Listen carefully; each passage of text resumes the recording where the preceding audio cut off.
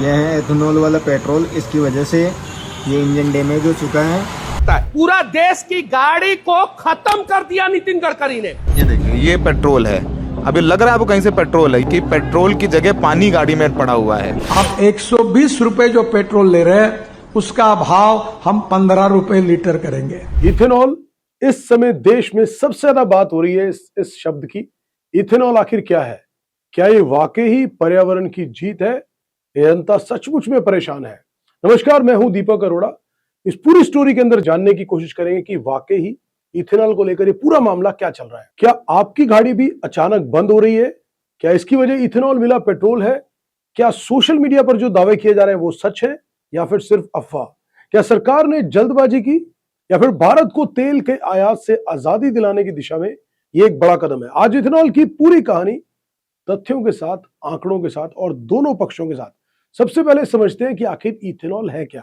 Ethanol इस प्रकार का एक एल्कोहल है जिसे मुख्य रूप से गन्ने के शीरे, मोलेसिस, मक्का, टूटे चावल और अन्य कृषि उत्पादों से बनाया जाता है। भारत सरकार इसे पेट्रोल में मिलाकर E10 और E20 ईंधन के रूप में इस्तेमाल कर रही है। E20 का मतलब है 20% इथेनॉल और 80% पेट्रोल।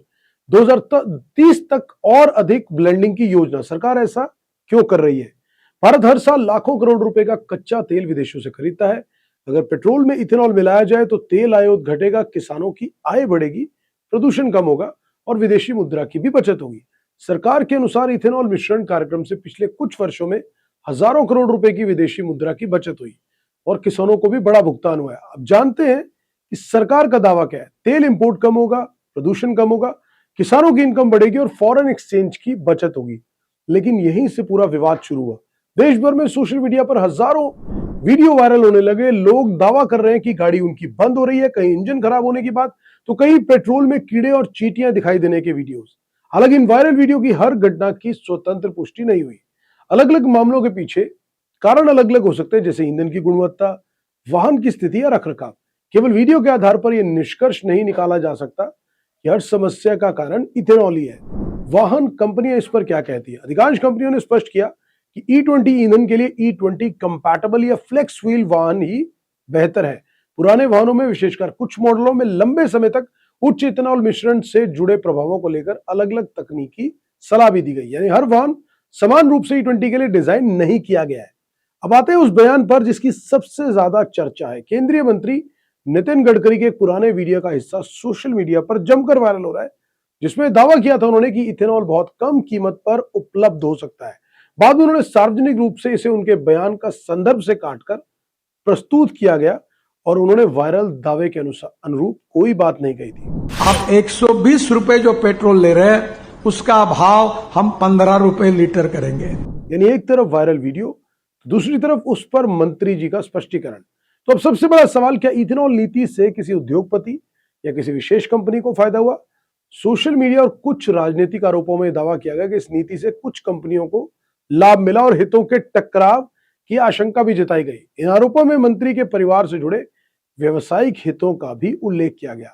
लेकिन इन आरोपों के समर्थन में किसी सक्षम न्यायालय द्वारा ऐसा कोई निष्कर्ष नहीं दिया गया कि नीति निजी लाभ पहुंचाने के लिए बनाई गई थी।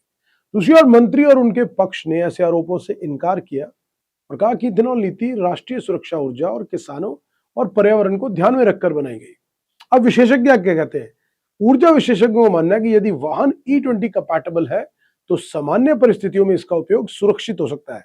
लेकिन यदि ईंधन की गुणवत्ता खराब हो, स्टोरेज सही ना हो या वाहन पुराना हो तो समस्याएं सामने आ सकती है। यानी हर खराबी का कारण केवल इथेनॉल नहीं माना जा सकता। अब सबसे बड़ा सवाल, क्या सरकार ने इसको लेकर जल्दबाजी की?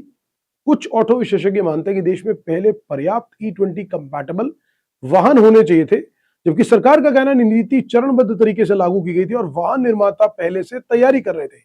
आज देश दो हिस्सों में बटा दिखाई देता है। एक तरफ सरकार जो इसे किसानों और देश की अर्थव्यवस्था के लिए ऐतिहासिक कदम बता रही है, तो दूसरी तरफ कुछ वाहन मालिक जो अपनी गाड़ियों में आ रही समस्याओं को लेकर लगातार सवाल उठा रहे हैं।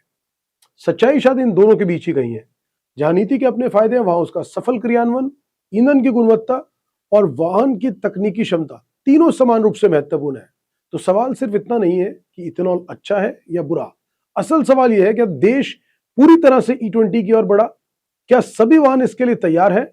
क्या गुणवत्ता की निगरानी पर्याप्त है? और सबसे अहम बात, जो उपभोक्ता नुकसान का दावा कर रहे हैं उनकी शिकायतों का समाधान कैसे होगा? इन सवालों के जवाब तो आने वाले वर्षों में इस नीति की वास्तविक सफलता ही तय करेगी। लेकिन जो भी हो, नितिन गडकरी का आज वो बयान हर तरफ चर्चा का विषय है, जिसको इन्होंने बाद में खारिज किया कि उसको काट कर अलग से पेश किया गया कि आने वाले समय में पेट्रोल 15 रुपए के अंदर मिलेगा।